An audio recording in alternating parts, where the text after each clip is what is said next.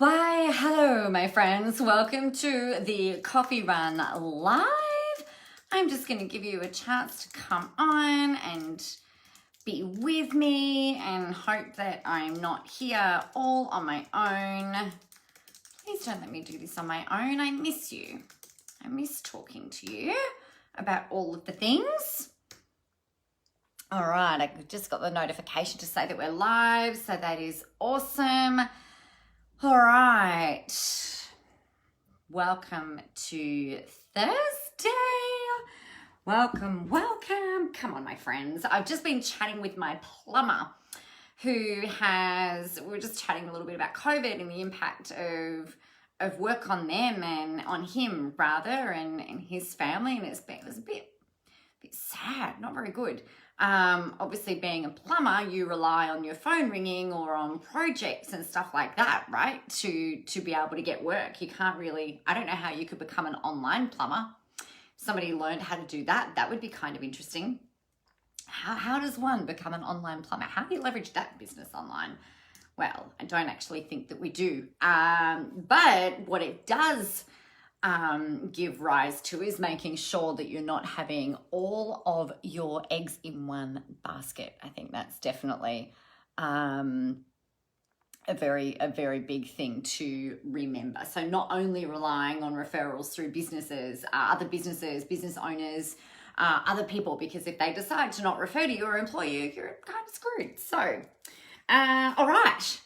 Now that that is out of the way, I wanted to let you know a couple of really quick things. Let me know when you're coming on that you can hear me and that my audio is okay and that you can obviously see me. And sometimes it's just really nice to let me know that I'm not just speaking into the black void of Facebook where nobody hears, nobody cares, nobody gives a shit.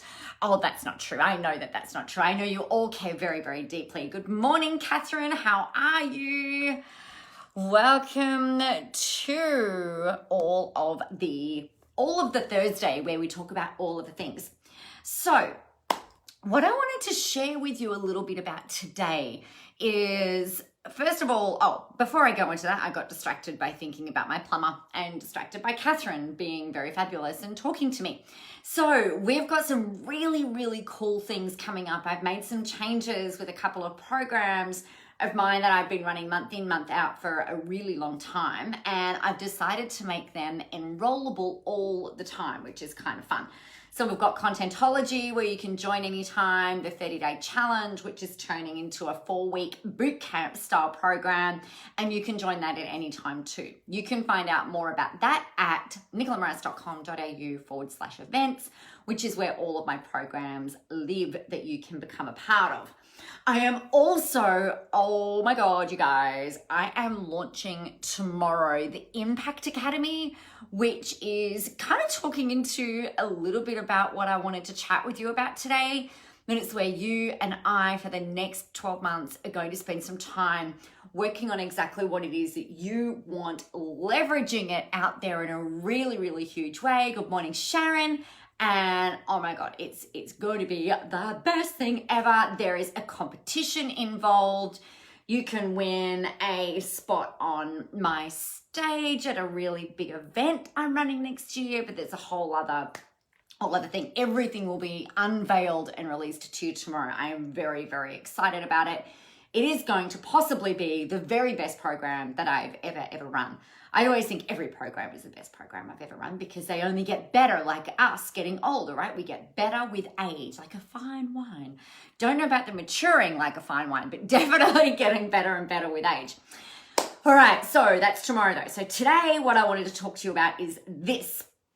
Whenever we think about the things that we want to do, and this might be like, if I say to you, hey, so like, what is it that you really want to achieve? And then you let me know. If you can type it in for me, please, that would be really awesome. The general responses that I get are freedom, choice. I want to be rich, famous, wealthy, have all of the money. They want to, like, people will tell me that they want to have impact, that they want to write books, that they want to do events, that they want to travel the world. They generally talk about all of these kinds of things. Another big one actually is about being location free. maybe earning passive income, that kind of stuff. And when we think about it, and again, let me know, type it in, what it is that you ultimately want as part of your business. Like, what is the dream that you have? Catherine said, being a YouTube star. You know, some of the things that we think about are kind of like here, right? So, oops. If you imagine like that you're here, and what you want is just this little bit away from you. So like kind of like 30 centimeters away. So we've got this thing where it's like, all right, you know, I want to be able to create online courses. I want to be able to help a lot of people. Catherine wants to take over the world. Bah! Good job, Pinky. You know, we've all got these things that we want to do. And most of the time when we think about those things, those goalposts that we want to hit and achieve and go for, what we're looking to do is where we often think that these are the things that are the most achievable, right? They feel a lot more tangible. They tend to feel a lot more closer to us, maybe more like a milestone than the big goal. Something that I would strongly recommend that you guys do is sit down and I would do some journaling on this. You could sit and try and meditate on it. I tend to get a bit distracted if I don't have a guided meditation that I'm doing with this.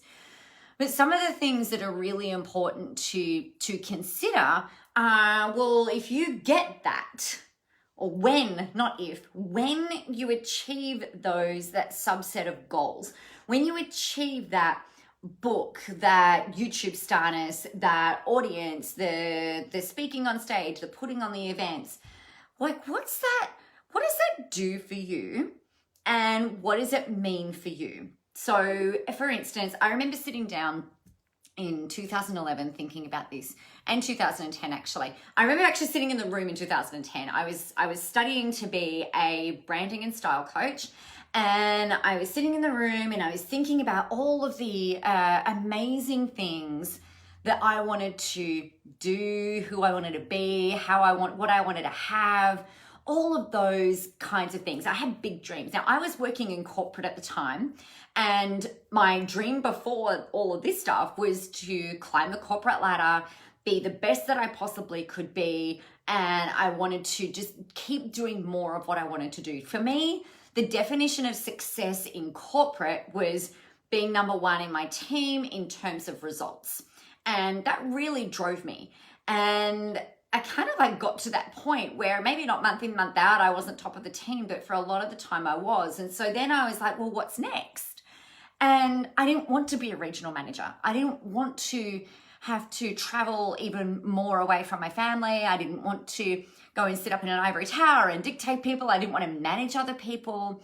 It was very interesting to me that kind of like when I hit that goal, it was like, all right, well, I don't have that next progression. Now, as humans, we are wired to look for what's next. What's the next progression? What's the next thing that we're going to strive for and do and achieve and have, and who we're going to be and things like that. We're wired like that. In fact, I was just having a conversation with my plumber, as I was saying to you, which is why we're late today, sitting having a chat with him, and he said, you know, they're finding it really hard with not even being able to go to Adelaide. So we live in regional Victoria, right at the very, very top. We are hours and hours and hours and hours and miles away from Melbourne. Sorry, Melbourne people. And we've been told that even up here, despite not having an active case for something like 4 months, we are not allowed to go, and we're not allowed to go to South Australia. We're not allowed to go to New South Wales without a permit. And then it's only for certain reasons. And so like we've been really restricted, and he said it's been really hard. He and his wife and his kids have found it really hard because there's no light at the end of the tunnel, right? It's that pulling you towards that goalpost. And I think we all need that. So for me in corporate, I was like, right, well, I've hit this thing. That's awesome. What's next? I didn't want to be CEO. I didn't want to move to the city to try and climb up the corporate ladder. I didn't want to be a regional manager. So I was kind of stuck in doing what it was that I was doing. Now, don't get me wrong, I loved it. But even though, and I think part of the reason that this pull to go and do something different was because I'd hit that level, and it's like, all right, well, what's next? What's that next goal? What's that next thing? And for me, the only answer that I could come up with was that was almost presented to me, was to leave the bank and go and do something different. And then all of a sudden I had this whole new goal, which was to replace my corporate income, which was 6 figures and, all the rest of it. That create something that had freedom and choice and flexibility and opportunities where I didn't have to apply for holidays and juggle with everybody else in the business to try and get time out, or I could spend the day walking up the street if I wanted. I really wanted that freedom. So in order for that to happen, I needed to make money, right? So my first goal in this business in 2010 was, right, I want to make enough money to replace my corporate salary. So ace, great, did that, awesome. What's next? Well, okay, so I want to double the income. I want to go bigger. I want to go further. I want to do more. And it was almost like, do you guys remember, some of you won't be old enough for this, and some of you may not even know the movie, but it was, the TV show. It was made into a movie. You guys remember the movie Maxwell Smart, the TV show, Get Smart. And it had Maxwell Smart in it, and he'd had his phone in his shoe and like all this like super awesome secret agent stuff. And what would happen is like you go through one door, and then you'll remember at the beginning of the show where there was like one door would open and then the next door would open, then you got to go to the next door and then the next door would open, then you had to do something tricky to get the next door to open. And it's like with every door opening, the next door would present itself, and then you could get through that door, right? And so it was constantly, before you could get into the inner sanctum, you had to work your way through this puzzle of doors. That's the way I remember it anyway. Maybe a little bit exaggerated, but you get the point. So to me, it's like, oh, good, Sharon. It's such a great show. Such a good show. I don't think the movie did it justice. Actually, which it happens a lot of the time, right? When they remake things in other mediums. But for me, it's like, all right, well, you hit that goal, and then you've got the brain space and the bandwidth to actually think, all right, well, what's the next thing that I would ultimately really, really want? So we get the money ticked off, we've got the impact ticked off, then what's next? So something that I want you to think about is you imagining that you've got all of that stuff that you want right now, which is probably clients, money, books, events, visibility, being able to create impact, putting yourself out there, making it happen, feeling really confident, feeling really clear, all of that stuff. Then you've got all of that. Imagine you've got all of that. What's the next thing that you think that you will want? What is the next thing that you think you want to do? The next way that you really want to be? And it's really, I think it's really hard. I found it in the past. I found it really hard to imagine this, because I'm like, I'm here and I'm so close. Like I'm so focused on just this thing that trying to get out, it's almost like tunnel vision, right? That trying to get my perspective on this next thing could be challenging. So the way that I do it is I pretend that I've achieved all of this. It's like, all right, I'm here right now and I'm looking back. What have I done? What have I achieved? Where am I at? Who have I helped? What's my visibility like? What's the size of my audience? How are they responding? How much money am I making? What impact am I having? Who am I contributing to? And getting into that place and like actually pretending that I'm looking back and writing about the decisions that I made, who I was talking to, who I had help and support from. And then that's like another doorway, right? So you open up that doorway and you'll have all of these different ideas again. And then we get into that next stage. And that's really the bit that I want to talk about today. Like, what if you've got this thing, which is really like it's almost like you go through survival first, right? So you're in business, you've got to survive, you've got to be able to keep your doors open. They're usually our initial goals, which is smart. Otherwise, you don't have a business. And you end up in that pile of 97% of business owners that don't make it past the first 2 years, right? They're the facts. So we get through our survival mode, and then we get into, it's almost like this, a bit of a growth phase. And so we go through our survival and then we get into the growth phase. So we're growing our business, we're doing the things, which is where I know a lot of you are in right now. You're out there, you've got clients, you've got a practice that you're bringing people through, you're doing stuff, you're selling courses. That's awesome. But typically what happens in that growth phase, again, we hit that limit. And this is where I want you to start thinking about what's next from there. What's next from there is the impact phase, right? So survival, growth, then impact. So at that impact phase, again, fast forward yourself into the future and imagine that you've got everything that you want, you've done everything, you've got the money, you've got the lifestyle, you've got the choice. What is it at that point that you're actually doing? And one of the prompts here that I would suggest that you think about is two prompts. Not sticking my fingers up at you, I'll put them that way. The first prompt is, and this is a bit of an icky one, but the first prompt is, what are people saying to you, saying about you at your funeral? How are you being celebrated? What are they saying that you've done? What are they saying that you've contributed to? What have you created? And it might sound a little bit macabre, but if you can imagine that people at your funeral are probably not going to say, well, I just love the way that they worked, 25 hours a day, 8 days a week. I love the way that they were just nose to the grindstone constantly. I really love that they've had this impact, but we never saw them. That's not the kinds of things for most of us. That's not what we want communicated at our funerals about us to the people who are there to celebrate our lives. So that's one way of kind of going, all right, well, what would that next impact level be? So the other way of looking at it is, all right, imagine that you were being honored on a night you're very much alive. You're looking incredibly fabulous. You were dressed to the nines, like a la Logie's style if you're in Australia, Oscars style if you're in everywhere else, the US. So imagine that you're at the Oscars and you are dressed to the nines. You look better than you've ever looked before. You are so incredibly healthy. You're fit. You're gorgeous. Your skin is glowing. You're radiant.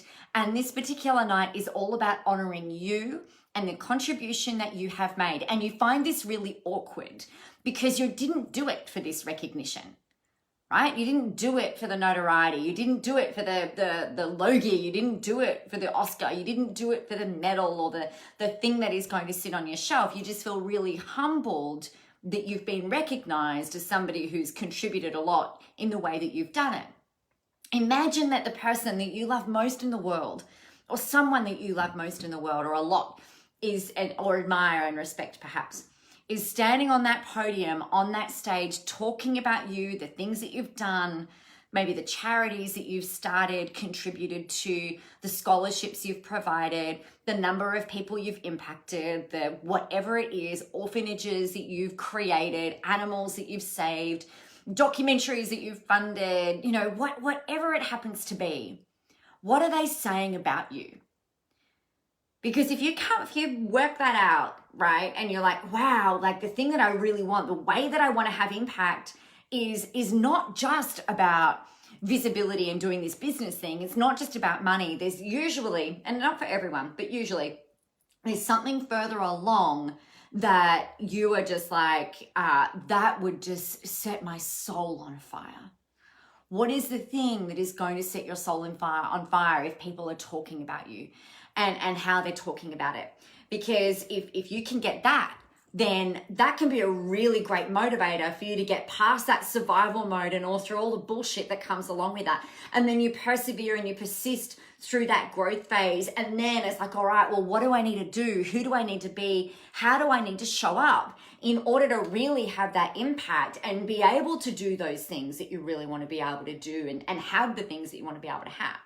For some of you, it's about creating legacy for your kids and your families or your animals or saving the world, whatever it happens to be. And it might seem really altruistic and it might seem a little beauty pageant, like, what is it that you want most in the world? World peace. But it sounds a bit glib, right? But really, I remember, and I keep coming back to like the early years for me. In 2011, when I was put through that process of really thinking of forward projecting into the future, the thing that I ultimately wanted and dreamed about and yearned for were people saying that, you know, either at my funeral or at a night honoring me in this thing that we've been talking about, is that, you know, the thing with Nicola is that she just inspired without meaning to. You know, that she motivated people to get out of their own way and change their lives and do the things that they really wanted to be able to do. So that has stuck with me for like nearly the last decade, right? We're coming to the 10th year. If you're looking at 2011, I started this business in 2010. And let me tell you, like, those survival years were fucking hard. They were awful. But one of the things that kept me moving forward was that light at the end of the tunnel, that goalpost up there with the inspiring without meaning to, showing up even when she was afraid, being really incredibly brave. So that's so important. I mean, I think we've got to get a lot better at articulating what that impact phase looks like for us, because that's the thing that's going to move you forward faster. It's going to almost, like, if you think about it, it's like we go and live in this reality of imagining what we want, and we're here, right? So we've got this thing here that we want, and we're all the way back here. So sometimes we've got to get up into this mode here so that we create the tension of actually being back in the reality that we're in right now, which by comparison sucks. Even if the current reality is amazing, but it's not as impactful, it's not as motivating, it's not as big, it's not as rewarding, it doesn't help as many people being here as what it does here. So what this will do for you, if you allow it to, is kind of pull you back into where you are now so that you can slingshot and move forward and move through with precision, with momentum, with motivation, and with that ability to really kind of like cut through that timeline, ideally faster than what you might be feeling right now. And I think that is so powerful. If you can create that for yourself, if you can create those feelings for yourself, then all of a sudden, the bullshit that we tell ourselves about, oh, I can't do a live stream because what if I forget my words? Oh, I've got nothing to turn up and say today. That's all bullshit, right? You might say, oh, I'm tired, but you know what? If I said, you could be really tired. You could be so tired. And if I said to you, you know, if you're lying on the ground, tired, and you're just like, I'm just so tired, like tired to the core. And if I said, you know what? If you were to run down to the corner store right now, and if you can run down there and make it down there in 5 minutes, there is $1 million sitting there waiting for you on the counter, but you've got to run, you've got to go really fast. I can guarantee you that you would get up, you would find the energy, you would dig in, and you would sprint your sweet, sweet ass all the way down to that corner store and go and collect that money. The problem isn't that you're tired. The problem is that you don't have that compelling future, that compelling vision, that compelling thing that you really, really want so crystal clear that it's not creating any tension. And if you don't have tension, you don't have momentum. If you don't have tension, you don't have growth. So we've got to find a way to be able to do that. And these things that I've spoken to you about today will do that for you, because you can find the energy to show up. You can find the energy to market. And I'm not saying for a second that I want you to work any more than the hours that you feel like you should be working. I don't want you working 25 hours a day, 8 days a week. I work maybe 5 hours a day. Like, really, if I'm completely honest, I fuck around a lot. Like, I will scroll on my phone a lot. I'll mosey on out. I go and play with the kids. I do stuff. Like, I maybe work 5 hours a day. 5 days a week. I don't work weekends unless I'm running an event or a training or a retreat or, you know, something really specific. Or if I put a course together where I'm like, we're going to get together on the weekend, then of course I'm going to run it. But I don't need you to be working more. You just need to be working more effectively. You need to be tapping into those inner reserves that sometimes it's that fifth wind, not the third wind, not the second wind, but the fifth wind, the 25th wind of the day, finding a way to move forward. Because when you've got that, that's when you are then able to really kind of capture that glimmer of a dream, create that tension, and then go forth and chase that down like your life depends on it, like your future depends on it. You will always find the energy for the things that are important. You will always find the money for the things that are important. You will always find the time for the things that are important. But if you're not sold on that thing out here that you really, really want, then I can guarantee you, you won't find the time, you won't find the money, you won't find the energy, you won't prioritize what it is that needs to be done. And that is the biggest issue that I see out there with why people aren't achieving their goals, why people aren't achieving their dreams, why you're not making the money out there that you really want to make, because you're not sold on that end game for yourself. So get sold on that first. Have a look at that glimmer of the dream. Allow yourself permission to dream about what that might be. Now, you're allowed to dream about whatever that might be. It could be doing things on stage. It could be having your own television show. It could be being sponsored by all of the most amazing clothing stores in the world. It could be about, creating orphanages. It could be building wells. It could be going over to Africa for 6 months of the year. It could be going and saving the elephants. It could be freaking anything. You've just got to be so crystal clear on what that is for you, and then find a way to go and make that happen, but make it really compelling, make it really real, so that you can get out of that survival mode, get through that growth period, and really create the impact that you're here to create. And with that, my friends, my sermon is over. It was a little preachy today, a little sermon-y today, but I just think it's so important, and I get so frustrated with seeing so much potential in you, and people kind of like just going, oh, well, it's kind of a nice to have, but it's just not compelling. You've got to find the thing that's compelling for you. I can't do that for you. I can let you know a range of different things that are possible, but at the end of the day, you've got to create that really compelling future that's going to draw you towards what it is that you want. And if you're happy to share what that is, I would love to hear about it. I would absolutely love to hear what it is for you. In fact, comment in here, let me know what it is for you. Because, if there's one little thing that I can give you, there's like, go and do that thing to help you get there, then, I'm fucking happy. I am so happy. And you'll be happy because you'll be moving forward. So on that note, my friends, I am going to love you and leave you and set you free to get about your day. I've got a coaching session coming up that I need to be able to breathe and really get into. So I am going to set you free. What do you need to do? You all know what you need to do. Get yourself out there, go help some people, have a whole ton of fun doing it. You do need to remember that the world is ready for your brand of awesome. And please swing back past, let me know what your compelling future is. All right, guys, I love you. Take care. I will see you tomorrow, if not before. Bye. Oh, and tomorrow we've got the launch of Impact Academy. So excited. I'll talk to you about that tomorrow. See ya.